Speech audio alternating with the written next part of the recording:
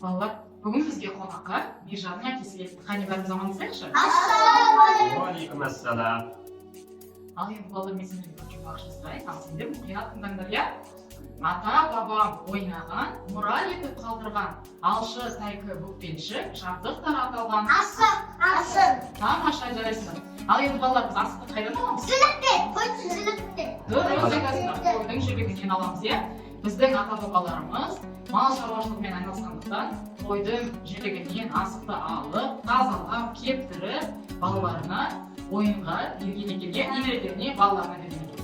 Ал енді балалар осы асықпен ойналатын қан талапай ұлттық ойынымыз туралы, қалай ойналатыны туралы сендерге толығырақ Бижанның әкесі айтып береді. Қанекей, бәріміз дұрыстап тыңдайық, иә? Сосын бәріміз ойнауға кірісеміз. Балалар, онда қан талапай ойынын мен сендерге түсіндіріп кетейін, ә? Қан талапай ойыны негізі қызыл түске боялған қан асығы болады, ә? Ерекше қызыл түске боялған қан асығы кімге түседі?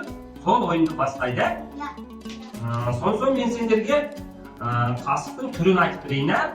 Бұлай түсте бүк, бұлай түсте чіп, бұлай түсте тайкы, бұлай түсте алшы болады, ә? Түсініп алдық па? Жарайды балалар, онда мен асық шашам, дайындалыңдар, ә? Алақай, ұстаңдар, асықты балақай. Жарайды балалар, енді асықты дорбамызға саламыз. Қошымызға салып алайық, ыңғайлы болсын, иә? Ойнағанға. Асықты бұлай ұстаймыз, міне. Қолға ыңғайды келтіріп алып, соң аяқты артқа қарай аз иіп, белді иіп, барып бүйтіп ұрамыз. Түсіндіңдер ме?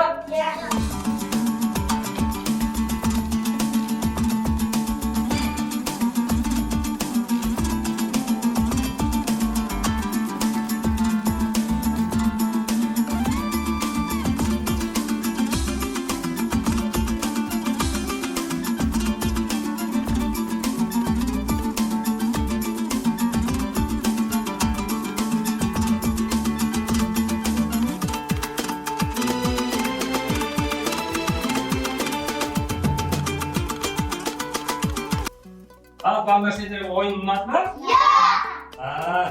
Енді ұтып асығымызды санап, жеңімпазды анықтаймыз, ә?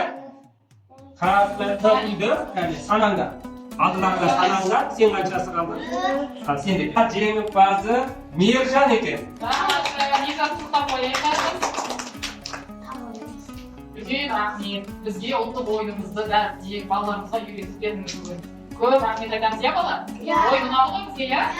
Енді осындай ойынды жиі ойнап тұратын боламыз, иә? Тамаша.